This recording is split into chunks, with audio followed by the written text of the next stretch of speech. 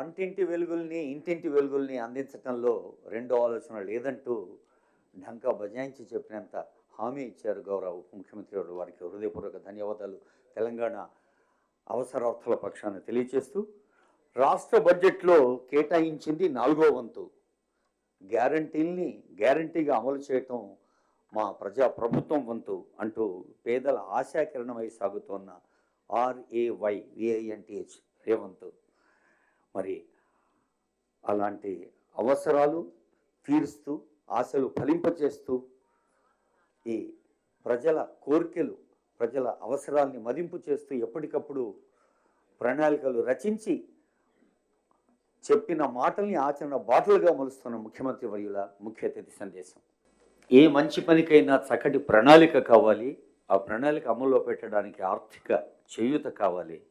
ప్రణాళికకు ఆర్థికానికి ఉన్న బంధంతో మనం ఎనర్జైజ్ కావాలి. అలా తెలంగాణ రాష్ట్రాన్ని ఎనర్జైజ్ చేస్తున్న సందర్భం ఇది.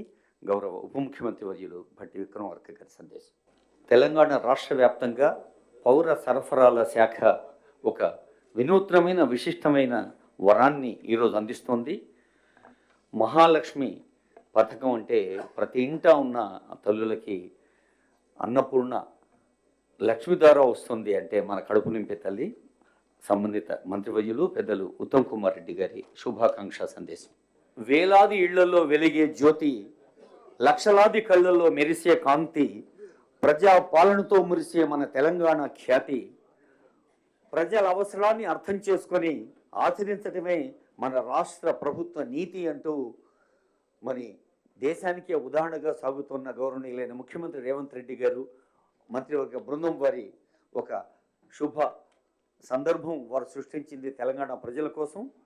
ఈ శుభ సందర్భంలో తెలంగాణ రాష్ట్ర వ్యాప్తంగా ఉన్న తల్లులకు, చెల్లెలకు, అక్కలకు ఆనందదాయకమైన సందర్భాన్ని ఈ వేదిక సృష్టిస్తోంది. ఈ కార్యక్రమంలో పాల్గొంటున్న ఎందరో పెద్దలు, సీనియర్ అధికారులు, ప్రజలు, పత్రికా ప్రతినిధులు అందరికీ రాష్ట్ర ప్రభుత్వం పక్షాన హృదయపూర్వక స్వాగతం పలుకుతూ, గౌరవనీయులైన పర్యావరణ, అటవీ, దేవాదాయ శాఖ మంత్రులు కొండ సురేఖ గారు వారి సందేశం అందించేందుకు ఆహ్వానిస్తూ ఉన్నాం.